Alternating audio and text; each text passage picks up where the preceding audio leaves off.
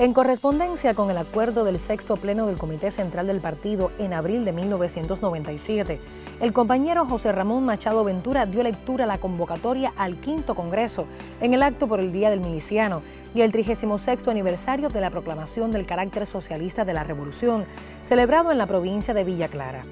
En ella precisaba que iniciaría sus sesiones el 8 de octubre de 1997, en el 30º aniversario de la caída en combate del guerrillero heroico, y culminaría el 10 de octubre, día en que nació la patria, al repicar la campana de la de Majagua, convocando la guerra por la independencia nacional. El periodo transcurrido desde el Congreso anterior estuvo marcado por la desaparición del campo socialista y la desintegración de la Unión Soviética, hechos que provocaron serios trastornos en el desenvolvimiento de la economía cubana y que desembocaron en el periodo especial en tiempos de paz.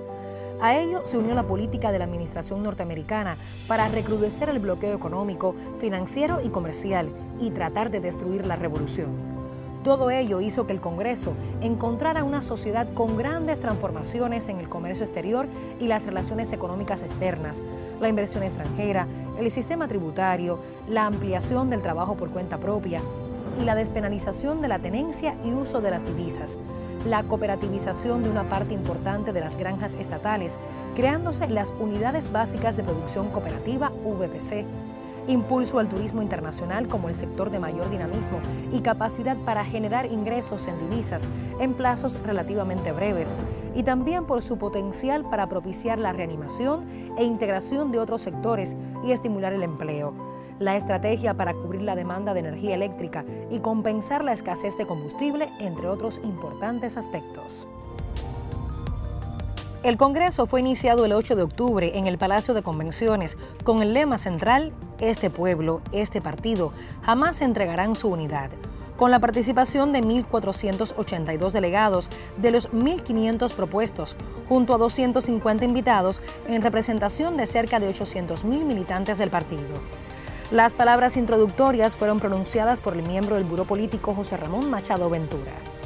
Correspondió al segundo secretario del partido, Raúl Castro, la introducción al análisis de la resolución sobre el documento El Partido de la Unidad, la Democracia y los Derechos Humanos que Defendemos, discutido por más de 6,5 millones de cubanos mayores de 14 años previo al Congreso.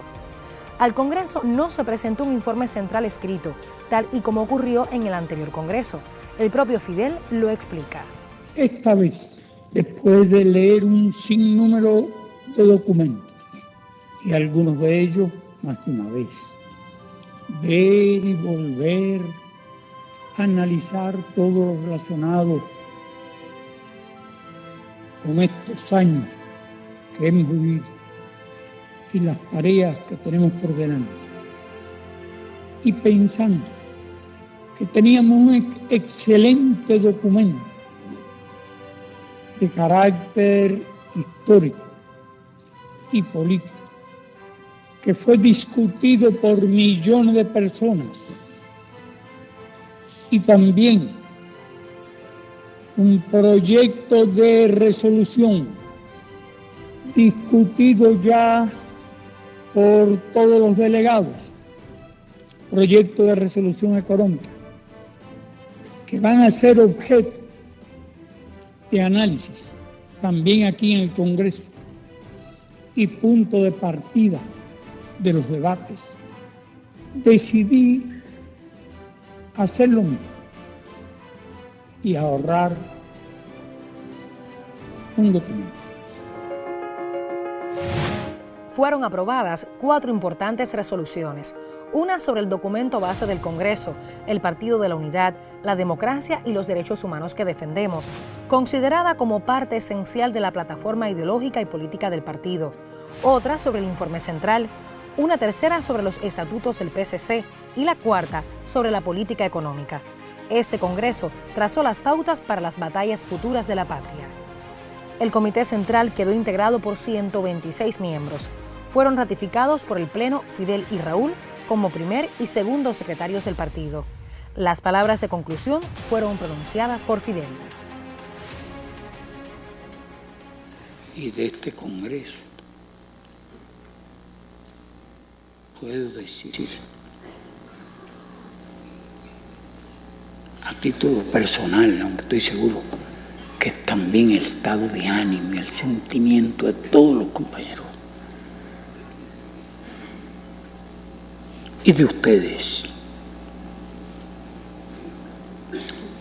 De este Congreso salgo con más convicción que nunca de que estamos siguiendo el camino correcto, con más convicción que nunca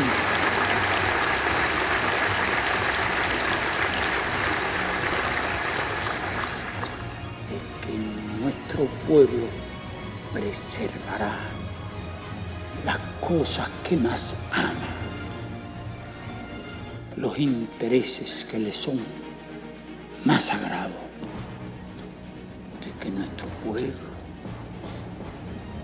conquistará un lugar importante en la historia.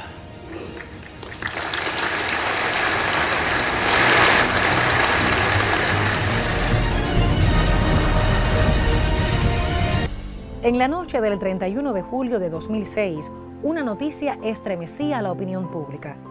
Difundida por los canales de la televisión cubana, la proclama del comandante en jefe al pueblo de Cuba en muy breve tiempo se repetía una y otra vez en los más diversos medios por todo el mundo.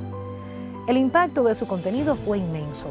Tocó los sentimientos más íntimos de cada cubano, de cada militante revolucionario, de los cuadros y dirigentes partidistas, estatales y administrativos.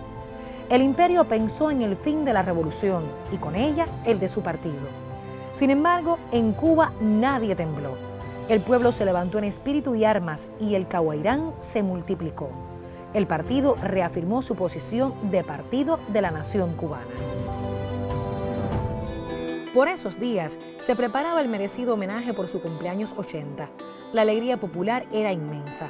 Los medios cubanos y de diversos países reflejaban su presencia en la ciudad argentina de Córdoba, en la reunión del Mercosur, en la clausura de la Cumbre de los Pueblos en la histórica Universidad de Córdoba y en la visita a Altagracia, la ciudad donde nació el Che. De regreso, sin descanso alguno, asistió de inmediato a la conmemoración del 53 aniversario del asalto a los cuarteles Moncada y Carlos Manuel de Céspedes, el 26 de julio de 1953, en las provincias de Granma y Holguín. Días y noches de trabajo continuo, sin apenas dormir, dieron lugar a que su salud, que había resistido todas las pruebas, como él mismo señaló, se sometiera a un estrés extremo y se quebrantara. Una complicada operación quirúrgica lo obligaba a permanecer de reposo, alejado de sus responsabilidades y cargos. Ni en tan difíciles momentos, Fidel abandonó su responsabilidad.